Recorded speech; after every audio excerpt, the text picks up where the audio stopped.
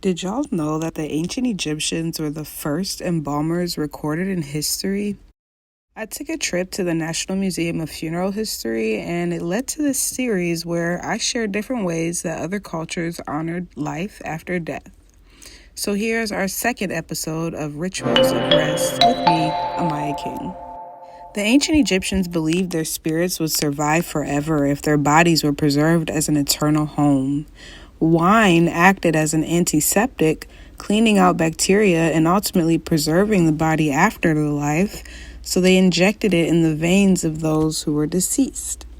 This is how we get the process of what is presently known as mummification. The mummification process took 7 days and was usually reserved for pharaohs or the wealthy. The body would be placed on a wooden table and cleansed with water from the Nile River. A cut was then made on the left side of the body to remove the internal organs that might cause the body to decompose faster. The liver, lungs, stomach, and intestines were retained and treated separately, while the heart was left in place. Funny enough, the brain was not considered significant and was cut up and then drawn out in pieces from the nose. According to ancient Egyptian beliefs, the heart was the source of intellect and feeling. It was critical because it supposedly contained a record of all the deceased's actions and would be needed when the gods passed final judgment on the life of the person.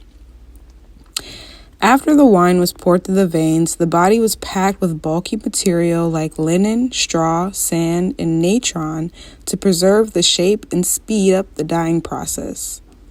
16 days later, the body was salted to lay on a slanted bed for more than 40 days, to which its weight would decrease by 75% through the loss of water.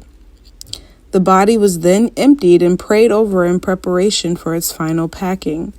Peppercorns were inserted in the nostrils to awaken the sense of smell, and the skin was massaged with oils. A priest would fold the hands over the chest, and the final wrapping of the body began. Between each layer of linen wrappings, resin was used to help stiffen the body. The liver, lungs, stomach, and intestines were each believed to fall under the guardianship of the sons of Horus, so they were wrapped and kept in canopic jars for interment. Along with several hundred yards of linen, amulets were used to ensure various body parts would function properly in the afterlife.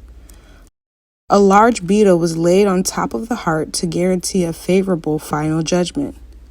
Several deities were involved in the elaborate sacred death rituals, including Anubis, the god of embalming, Isis, the goddess of mourning, and of course Ma'at, the goddess of truth who judged the soul after death.